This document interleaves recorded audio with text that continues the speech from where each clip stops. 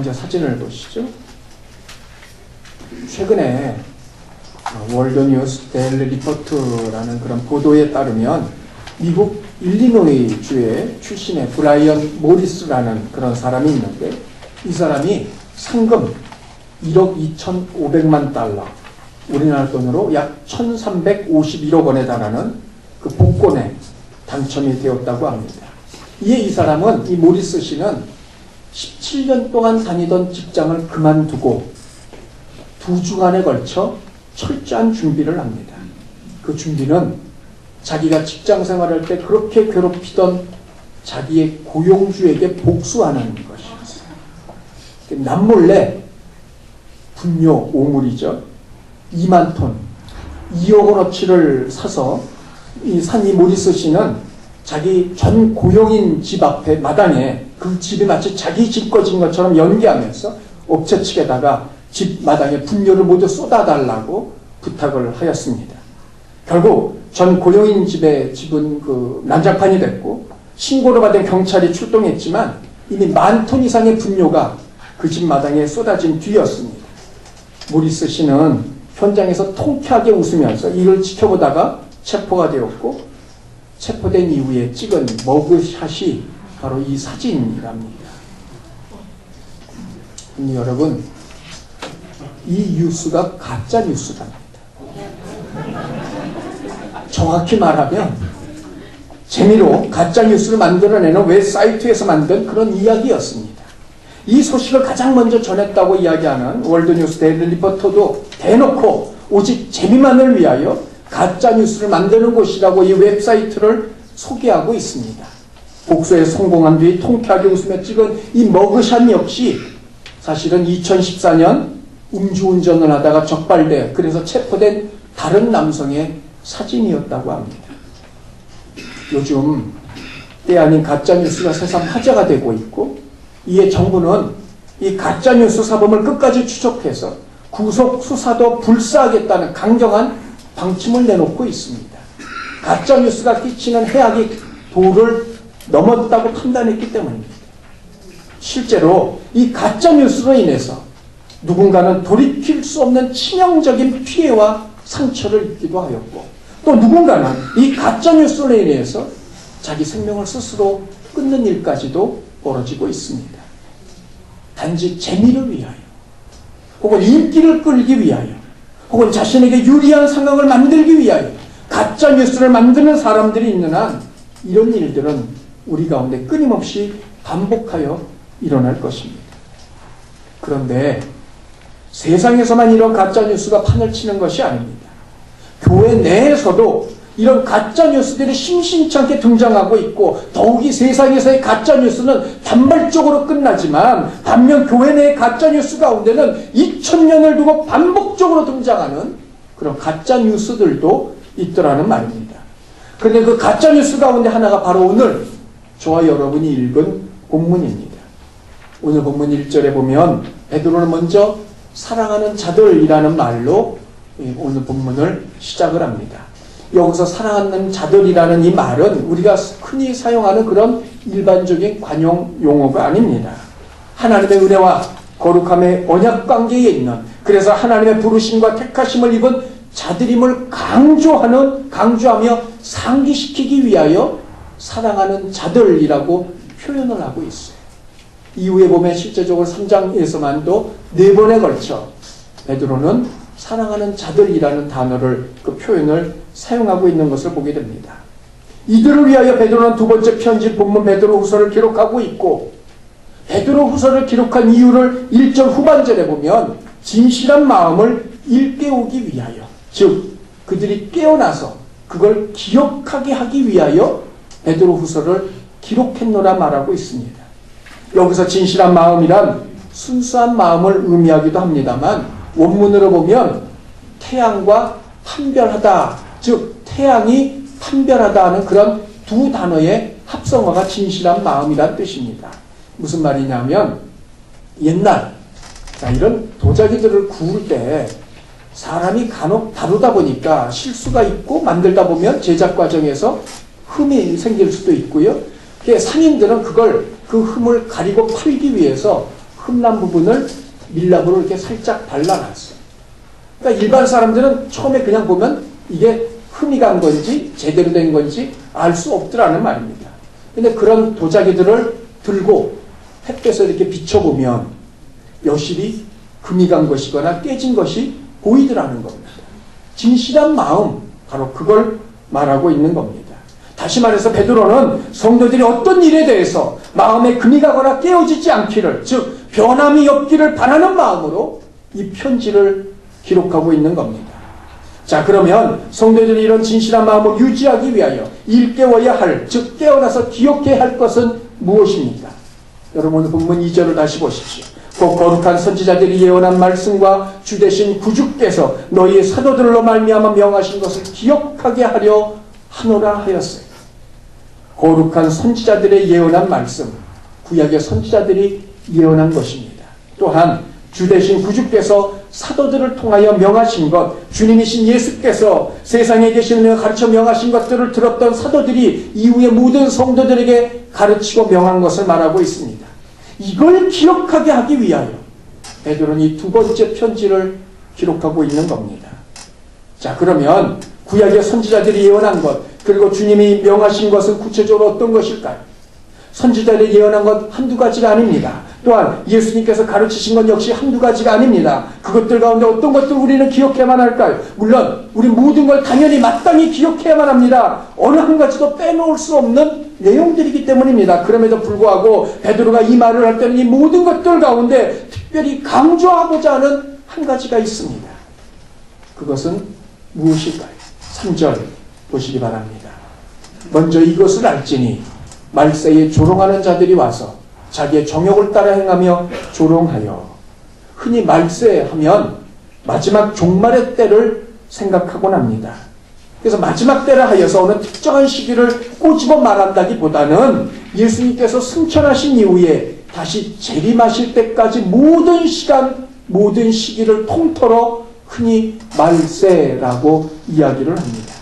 마지막 때라는 겁니다. 자, 그런데 이런 말세에 나타나는 한 가지 현상이 있으니 조롱하는 자들이 자신의 정욕을 따라 조롱한다는 거예요.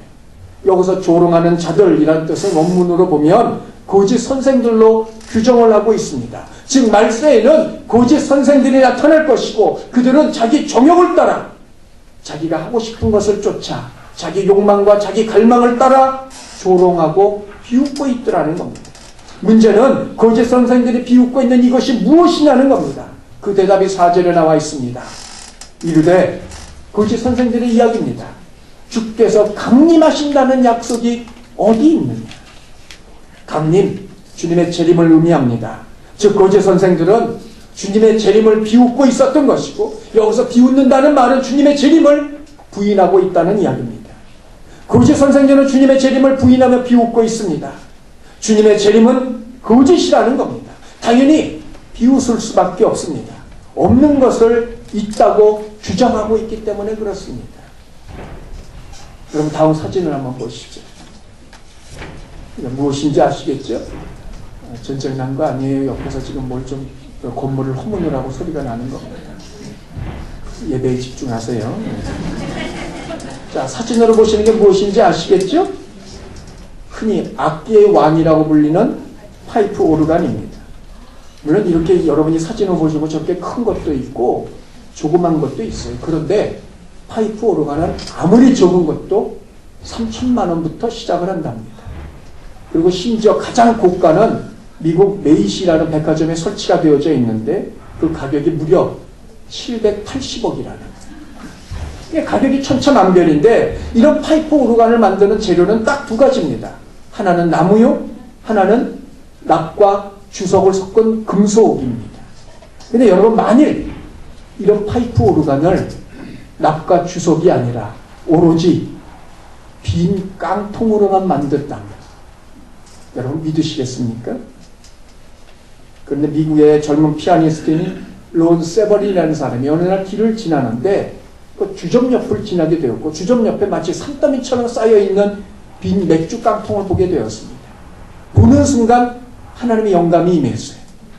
주인에게 들어가서 이 깡통을 내가 처리할 테니까 나에게 달라고 요청을 하였고, 이에 주인의 기꺼이 허락을 받고 그 깡통을 모두 가져다가 뚜껑을 다 따고 깨끗하게 씻고 그 다음에 자르고 납땜을 해서 이어붙이고 구부리고 3년 만에 빈 깡통으로 파이프 오르간을 만들어냅니다. 아쉽게도 그 사진을 찾을 수가 없어서 말씀으로만 드리는데, 그런데 실제로 깡통 파이프 오르간이 없음에도 불구하고 있다고 이야기한다면 아마 그걸 듣는 모든 사람들은 다 웃을 겁니다. 없는 것을 있다고 우기는 건 거짓말을 넘어서 사기입니다. 베드로 당시 거짓 선생들은 주님의 재림은 거짓말을 넘어서 사기로 보았고 이에 비웃고 있더라는 거죠. 중요한 건 아무리 거짓 선생들이라 할지라도 아무런 근거 없이 이런 주장을 할 수는 없습니다. 근거 없이 하는 이야기 자체가 거짓말이고, 이것은 자신들이 거짓말이라고 부인하고 비웃고 있는 주님의 재림에 대한 이야기와 다를 바가 없기 때문이었습니다. 이들이 이렇게 이야기하는데 근거를 대고 있어요. 4절 중반절을 보십시오. 조상들이 잔 후로는 만물이 처음 창조될 때와 같이 그대로 그냥 있다는 겁니다. 아담과 하와 이후의 세상은 처음 모습 그대로 지금까지 변함이 없지 않느냐? 언제 한번 달라진 적 있느냐? 세상은 지금까지 그래왔듯이 앞으로도 변함없이 그대로 있을 거라는 겁니다. 그래서 여러분, 이건 단지 세상이 그대로 있음을 말하는 것이 아닙니다. 이 말에 뜻이 있어요. 정말 하나님이 재림이라는 것은 하나님의 초자연적인 역사인데 일반적인 자연의 일이 아니잖아요. 근데 하나님이 그런 초자연적인 재림으로 사람의 세상 가운데 역사 가운데 간섭하시려면 그때뿐만 아니라 진즉부터 하나님이 사람의 역사 가운데 세상 가운데 간섭하심이 있어야 한다는 겁니다. 그런데 세상을 보라는 거죠. 창조된 이후로 지금까지 세상이 달라진 게 있느냐? 달라진 게 없다는 것은 하나님이 간섭하신 것이 없다는 증거 아니냐는 거죠. 하나님이 간섭하지 않으셨는데 새삼스럽게 뭘 또 재림으로 이 세상 가운데 간섭하시겠느냐? 그러니 주님의 재림이라는 건, 그런 말은 꿈을 깨야 한다는 겁니다. 헛소리고, 주님의 재림이라는 말은 누군가가 사람들로 하여금 잘 믿도록 만들어낸 가짜뉴스라는 겁니다. 가짜뉴스. 재림이 없음에도 불구하고 재림이 있다고 주장하고 있으니 그게 가짜뉴스고, 그러니 이 사람들은 그걸 비웃을 수밖에 없다는 거죠. 자, 그러면 정말 주님의 재림은 누군가가 잘 믿도록 하기 위하여 만들어낸 가짜 뉴스일까요? 베드로는 이들의 이런 주장을 5절, 6절에서 반박을 합니다. 먼저 5절을 보십시오. 이는 이라고 시작을 하는데, 거짓 선생들이 이렇게 주장하는 이유는 이라는 뜻입니다. 세 가지를 말합니다. 첫째, 하늘이 옛적부터 있는 것과 하늘이 오래전부터 있게 된 것. 두 번째, 땅이 물에서 나와 물로 성립이 된 것. 땅이 물에서 나왔고 물로 말미암아 땅이 이루어진 것. 이 모든 것 두 가지가 모두 다 세 번째, 하나님의 말씀으로 이루어졌다는 것. 땅이 있고 하늘이 있는 것. 하나님께서 말씀하시네. 땅은 드러나라 하심에 물이 물러가고 땅이 솟고, 이 모든 것들이 하나님 말씀으로 지어졌다는 겁니다. 거짓 선생들은 하나님이 세상에 간섭하지 않으신다고 주장하고 있지만 세상의 창조를 보라. 하늘이 있게 된 것도 창세기 1장 9절의 말씀처럼 땅이 물 가운데서 드러나게 된 것도 모두 다 하나님의 말씀으로 된 것이다. 이것이야말로 하나님이 세상에 간섭하신 증거가 아니겠느냐는 겁니다. 이뿐만 아니라 6절에도 보십시오. 세상이 물에 넘침으로, 이것은 노아 시대의 홍수를 말씀하고 있는 것인데, 멸망받은 것도 모두 다 하나님의 말씀으로 이루어진 것이고, 그것이 바로 하나님이 세상에 간섭하신다는 증거가 아니겠느냐? 베드로가 이렇게 반박을 하고 있습니다. 그럼에도 거짓 선생들이 그렇게 주장하는 이유에 대해서 5절에서 보십시오. 그것은 하나님의 말씀을 일부러 잊으려 합니다. 일부러, 고의적으로, 의도적으로 잊는다. 우리말 그대로 잊어버렸다는 말이 아니고 원문의 의미는 숨겼다는 이야기입니다. 의도적으로 숨겼다는 거예요. 무엇을요? 하나님 말씀으로 세상이 창조된 것, 하나님 말씀으로 물이 세상을 심판하여 홍수로 덮었던 것. 자, 이 모든 게 하나님 말씀으로 이루어진 것이고, 하나님께서 이렇게 말씀하신 것은 하나님의 인간 역사 가운데 간섭하셨다는 그것을 그들이 숨기고 있다는 말입니다. 이들은 세상 모든 것이 다 하나님 말씀 만들어진 줄 알고 있습니다. 거짓 선생들이지만 구약의 선지자들이 예언한 것을 알고 있고 사도들을 통해서 주님의 명령하신 것이 무엇인지 들었기 때문입니다. 그런데도 불구하고 그들은 그런 말씀을 의도적으로 숨기고 있습니다. 감추려 합니다. 알려주려고 하지 않습니다. 왜요? 왜 이들은 이런 사실을 하나님이 처음부터 세상의 말씀으로 간섭하심을 알면서도 하나님은 절대 세상에 간섭하지 않으신다는 거짓말을 하고 있는 것일까요? 그들이 거짓 선생들이기 때문일까요? 그렇기도 하겠지만 이들이 이렇게 행동하는 이유에 대해서 3절에 나와 있습니다. 여러분 3절을 다시 보십시오.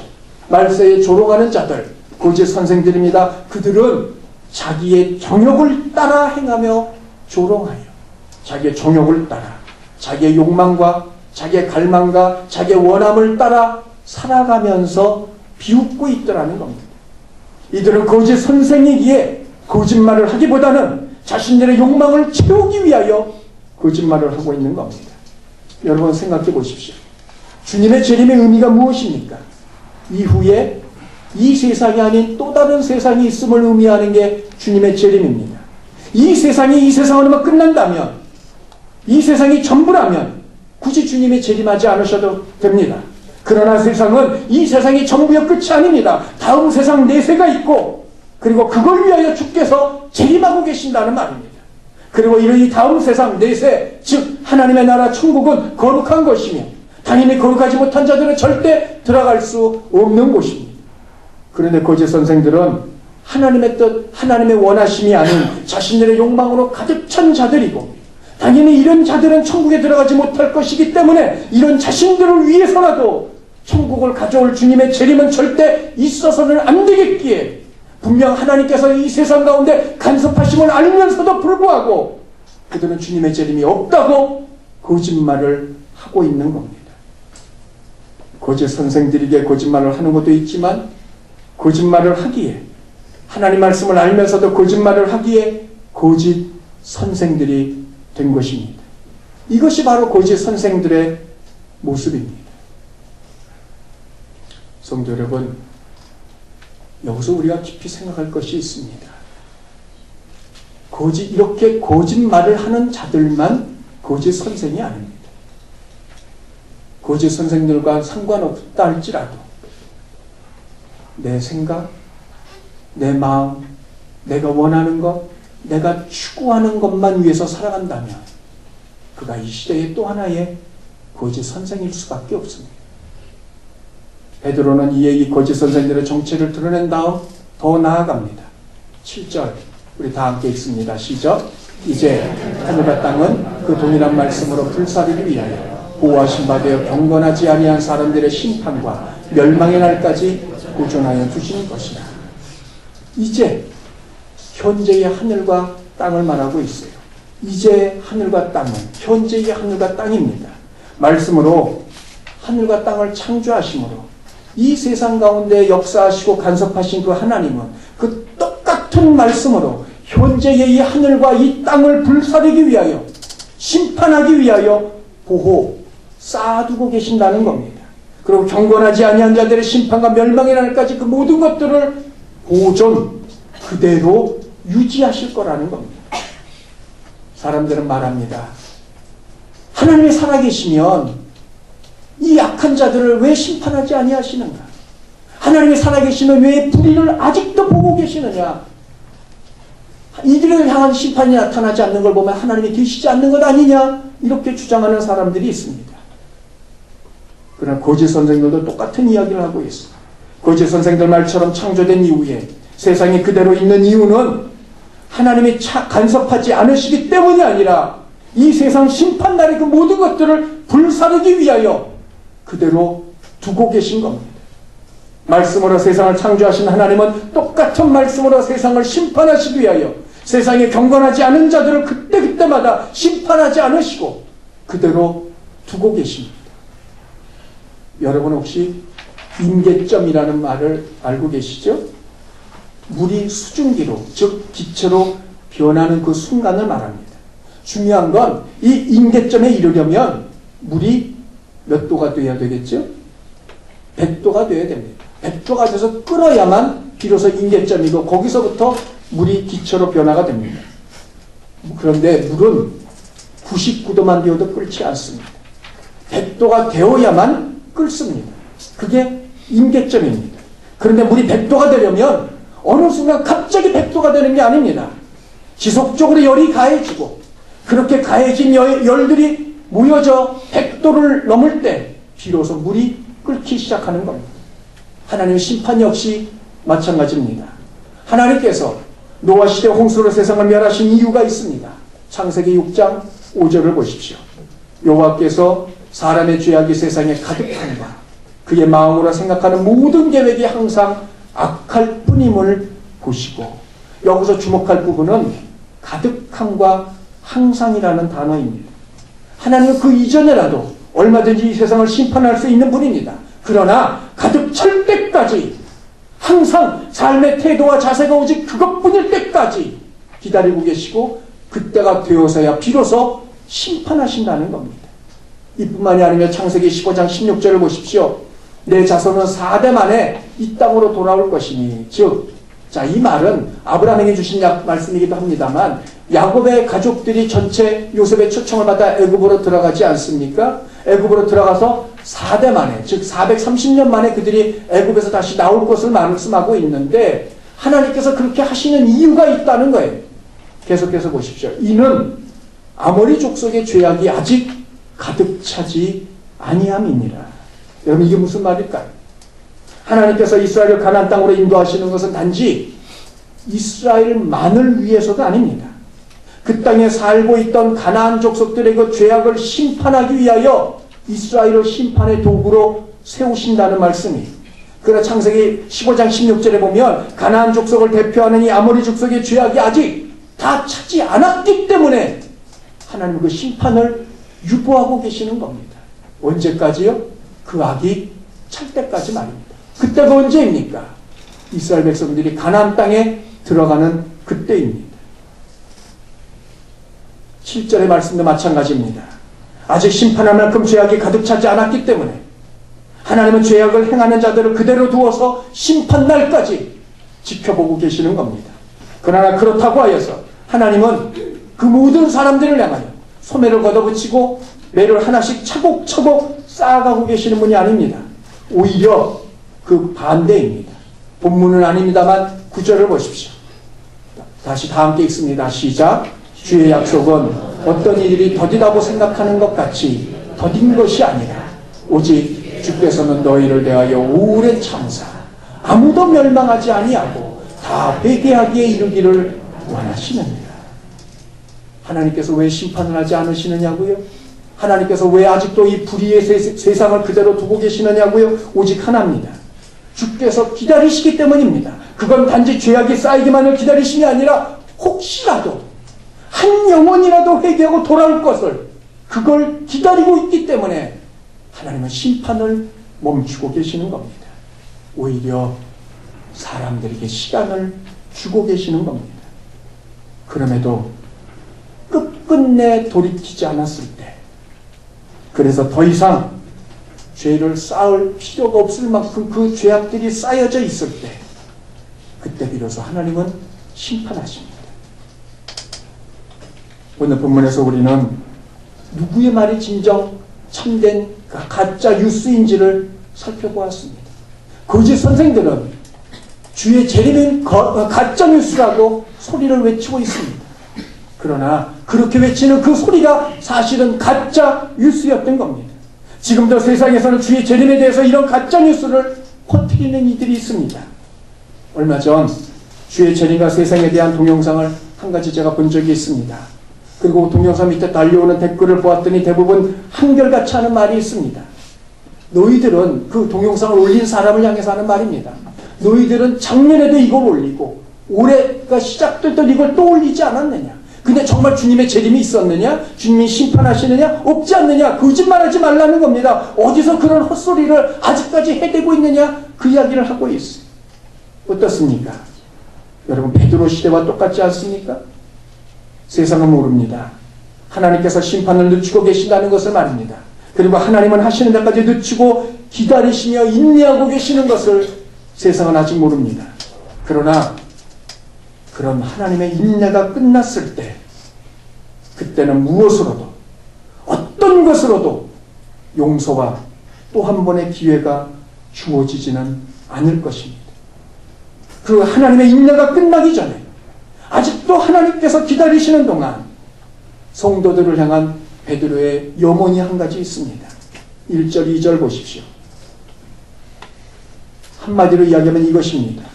너희의 진실한 마음은 일깨워 생각나게 하여 거룩한 선지자들이 예언한 말씀과 구주께서 너희의 사도들로 말미암아 명하신 것을 기억하게 하기 위함이라는 겁니다. 성도들을 향한 베드로의 염원 오직 한 가지.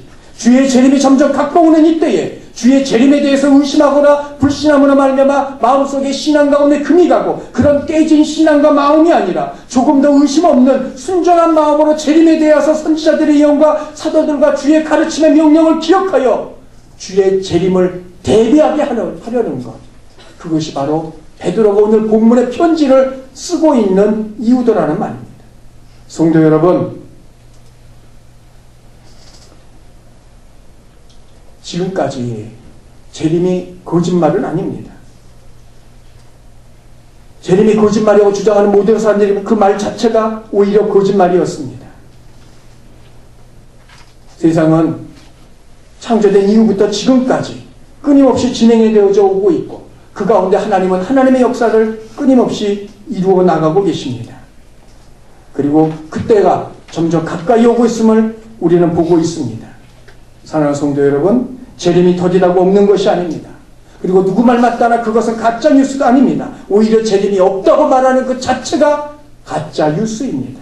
성경은 단 한 번도 쉬지 않고 주님의 재림에 대해서 지속적으로 말해오고 있고 세상을 말씀으로 창조하신 그 하나님은 그 말씀한 성경 말씀대로 주의 재림 이후의 세상을 심판하실 것입니다. 이것이 진짜 뉴스이고 모두 다가 들어야 될 뉴스이며 마음에 새기고 따라야 될 참된 뉴스입니다.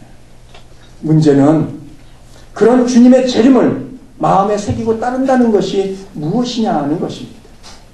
오늘 본문에 보면 가짜 뉴스를 만들어내고 그로 인하여 궁극의 심판에 이르는 이들이 있고 그들은 말세에 기록하는 자들이며 그들은 고제 선생들인데 그들의 특징 한 가지를 오늘 본문에 말하고 있습니다. 3절을 보십시오. 자기 정욕을 따라 행하며. 그럼 자기 정욕을 따라 행한다는 것은 무엇일까요? 이들의 또 하나의 특징을 말하고 있는 구절이 7절입니다. 그것은 경건치 아니함입니다. 그러면 7절에서 말하고 있는 경건치 아니함이란 무엇일까요? 오늘 본문에서 베드로가 거짓 선생들과 참 진리에 대해서 대조하면서 말한 것 한 가지가 있습니다. 그건 구약의 선지자들이 예언한 것, 주께서 명하신 그 말씀을 지키느냐 그렇지 않느냐입니다. 경건한 자는 구약과 신약의 말씀대로 따라 살아가는 자들입니다. 이들은 시대와 상황과 자기 형편과 상관없이 말씀을 따라 살아갑니다. 그것이 하나님을 사랑하는 방법이라고 하는 것을 알고 있기 때문입니다. 하나님을 사랑하느냐 그렇지 않느냐의 시금석은 말씀을 따라 사느냐 그렇지 않느냐입니다. 얼마 전 제 아내가 제게 자기를 향해서 하는 이야기는 이것 해줘 저것 해봐 라고 말하기보다는 이렇게 해주면 좋겠네 저것 해주면 안 될까 라고 말해달라고 제게 부탁을 했습니다. 그럼 제가 그렇게 하고 있을까요? 아니면 여전히 예전처럼 말을 하고 있을까요? 솔직히 말씀을 드리면 100% 아내의 부탁대로 그렇게 하지 못하고 있습니다. 그렇게 할 때도 있지만 그렇게 하지 못할 때도 있습니다. 그래도 제가 제 아내의 말을 기억하는 한, 아내의 말이 생각나는 한 그렇게 하려고 애를 쓰고 있습니다. 왜요? 제 아내의 부탁이기 때문입니다. 물론 다른 사람들이 제게 그렇게 부탁한다 할지라도 저는 어느 정도 들어주었을 겁니다. 그러나 마음을 다한 전심으로 하지는 않았을 거예요. 그러나 제 아내에 대해서는 다릅니다. 그것이 제가 제 아내를 사랑하는 모습 가운데 하나이기 때문입니다. 하나님을 사랑한다는 것은 무엇입니까? 성경은 이에 대해서 끊임없이 한 가지를 말하고 있는데 그것은 말씀하신 대로의 순종입니다. 그리고 그것이 오늘 본문에서 말하고 있는 경건함인 것이고 주님의 재림을 기다리는 삶입니다. 하나님을 사랑하는 자는 주님의 재림을 기다리는 자이고 그 사람들은 하나님 말씀하신 대로의 삶을 사는 자들입니다. 여러분 1절을 다시 보십시오. 진실한 마음을 일깨워 하나님의 말씀에 대해 금가거나 깨지지 않은 토를 달거나 다른 마음과 생각을 섞지 않은 그런 마음을 깨어나게 하기 위하여, 즉 하나님의 말씀에 대한 전적인 신뢰요 순종이요 행함입니다. 세상은 하나님에 대해서, 그리스도에 대해서, 그리고 재림과 말씀에 대해서, 말씀 순종에 대해서 끊임없이 가짜 뉴스를 만들어내고 있습니다. 궁극의 이유는 하나입니다. 자기 정욕대로 행하는 경건하지 않음 때문입니다. 내 마음대로 살려면 하나님 말씀은 중요하지 않아야 됩니다. 내가 원하는 대로 살려면 하나님 말씀은 시대와 상황과 내 형편에 따라 달라져야 되고 내게 맞춰져야만 합니다. 재림은 더더욱 멀어야만 합니다. 그래야 조금이나마 내 마음대로 행하면서 살 수 있기 때문입니다. 그걸 위해서 부인하고, 그걸 위해서 믿지 않고, 그걸 위해서 하나님 말씀도 거부하고 있다는 말입니다. 여러분도 알고 계시다시피 안산 단원고 학생들을 비롯한 330여 명이 사망한 세월호 사건은 아직도 우리들의 마음을 아프게 하고 있습니다. 그런데 이와 유사한 사건이 또 하나 있었다는 것을 여러분 혹시 기억하고 계십니까? 1993년 10월 10일 전북 부안군 위도섬 근처에 있던 탑승객 362명 가운데 무려 292명이 사망한 서해 회리오 사건, 그 침몰 사건을 여러분 기억하고 계시리라고 생각을 합니다. 지금 여러분 완전히 바닷물 속에 침몰해 있던 배를 인양하고 있는 그런 사진입니다.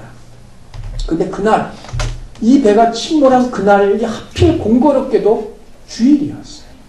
그리고 그 배에는 많은 그리스도인들이 타고 있었고요. 심지어 그 가운데는 장로님들도 있었어요. 이유가 뭐냐? 낚시하러 가기 위해서 그랬습니다. 장로님들이 주일날 교회 안 하고, 성도님들이 교회 안 하고 낚시하러 가기 위해서 주일날 저 배를 탔더라는 겁니다. 그리고 그 화를 당했던 거예요. 그 다음 주일 각 교회들마다 의외로 부흥이 됐어요. 앉을 자리가 없이 많은 사람들이 교회로 찾아들었던 겁니다. 희생당한 사람들을 애도하기 위함이 아닙니다. 혹시 주일날 예배 빠지고 다른 곳에 갔다가 잘못될까 싶어 두려운 마음에 교회를 찾아왔던 겁니다. 문제는 그로부터 몇 주일이 지나기도 전에 교회는 예전의 모습으로 돌아갔고, 그래서 한때 그것이 화제가 됐던 적이 있습니다. 주님이 승천하신 이후에 초대교회는 주님의 재림의 열망에 휩싸였고, 그래서 순교의 자리를 마다하지 않았고, 심지어는 자원해서 순교하는 데까지 나아가는 사람들도 있었습니다. 그런데 아무리 기다려도, 그렇게 기다려도 주님의 재림은 이루어지지 않았고, 심지어는 재림 이전에 사망하는 성도들이 나타나면서 자신들의 신앙이 잘못된 것은 아닐까, 우리가 믿고 있는 것이 헛된 것은 아닐까 의심이 들기 시작할 그 무렵, 이 본문에 거짓 선생들이 나타나 재림은 없다는 가짜뉴스를 퍼뜨렸고, 이에 수많은 그리스도인들이 그 가짜뉴스에 속아서 경건치 않은 모습, 자기의 신앙을 떠난 경건치 않은 모습으로 살아가고 있더라는 말입니다. 거짓 선생들이 말한 것과 주의 재림은 지금까지 이루어지지 않습니다. 분명 그건 맞는 이야기입니다. 그러나 그렇다고 하여서 정말 없는 것은 아닙니다. 다만 기다리실 뿐입니다. 자, 이러한 시기에 이 마지막 때를 보내는 우리들이 해야 될 일이 한 가지가 있습니다. 먼저 주의 모든 말씀을 믿으십시오.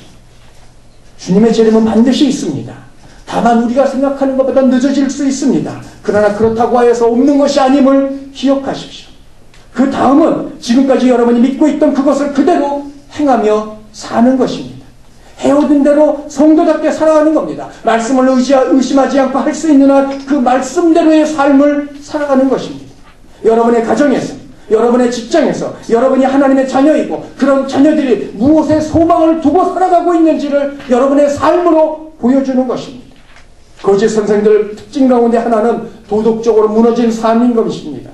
내세가 없으니, 내세가 없다고 믿으니 깨끗하게, 성실하게, 정결하게, 거룩하게 살아야 될 이유가 없습니다. 그렇게 사니 내세가 있어서도 안 되고 있을 수도 없습니다. 당연히 그러니 내세를 부정할 수밖에 없습니다. 그러나 우리는 다릅니다. 그날이 가까움을 볼수록, 주님의 재림하시는 그날이 가까움을 볼수록 우리는 더더욱 모이기를 힘써야 되고, 서로 사랑하며 세상 사람들에게 칭찬을 받는 삶을 살아야만 합니다. 그것이 진정으로 마지막 때를 살아가고 있는 저와 여러분의 모습입니다. 하나님의 말씀 또한 그것을 말하고 있습니다. 히브리서 10장 23절 25절 다 함께 읽습니다. 시작. 또 약속하신 이는 믿으시니 우리가 믿는 도리의 소망을 움직이지 말며 굳게 잡고 서로 돌아봐 사랑과 선행을 격려하며 모이기를 패하는 어떤 사람들의 습관과 같이 하지 말고 오직 권하여 그날이 가까움을 볼수록 더욱 그리하자. 그날이 가까움을 볼수록 여러분의 소망을 굳건히 붙잡으십시오. 그날이 가까울수록 서로 돌아보고 사랑과 선행으로 격려하며 더더욱 그날이 가까움을 볼수록 모이기를 힘쓰십시오. 하던 일을 멈추지 마십시오. 잘 안 되면 할 수 있는 만큼 하십시오. 그 일을 잘할 때까지 쉬지 말고 행하며 나아가십시오. 간혹 거짓에 속아서뿐만 아니라 사람에 의해서 상황에 의해서 하던 일을 멈추는 이들이 간혹 있을 수 있습니다. 그러니까 여러분 생각해 보십시오.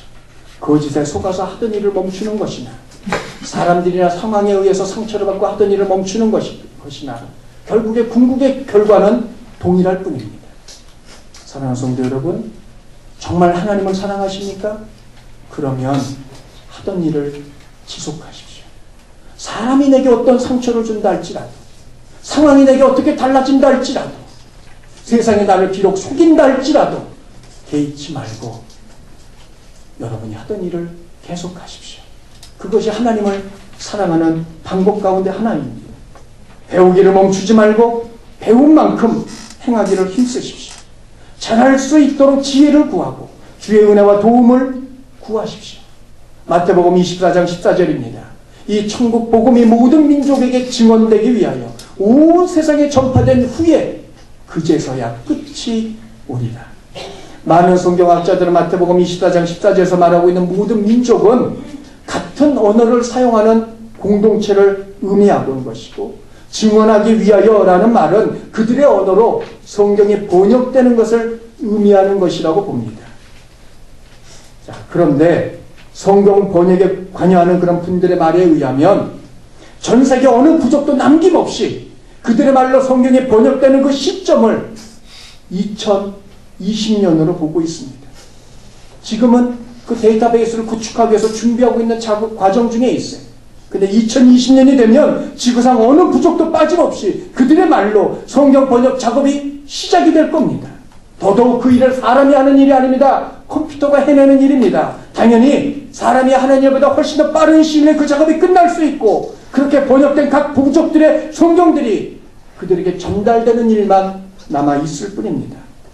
그러면서 이들은 조심스럽게 이야기를 합니다. 그러면 그때가 주님이 말씀하신 그 끝이 아니겠는가. 사랑하는 성도 여러분, 우리는 그때를 알지 못합니다. 더 길어질 수도 있고 의외로 짧아질 수도 있습니다. 중요한 것은 그때가 언제냐가 아니라 그때가 반드시 온다는 것이고, 설사 그때가 오기 전에 우리가 갈 수 있음도 우리는 염두에 두어야만 합니다. 그러나 그때까지 믿음 위에 굳건히 서서 말씀하신 것을 잘 지켜 행하시기 바랍니다. 이것이 경건이고, 이 경건을 행하는 이들마다 흔들리지 않고 굳건히 서서 믿음을 향하여 나아갈 것입니다. 주님의 마지막 날, 재림이 가까우는 이때 경건한 자들이 되어서 주님이 오시는 날 두려움이 아닌 아멘, 아멘 주 예수여 어서 오시옵소서 두 팔을 들고 환영하며 맞이할 수 있는 저와 여러분들 다 되시기를 주님의 이름으로 축원합니다.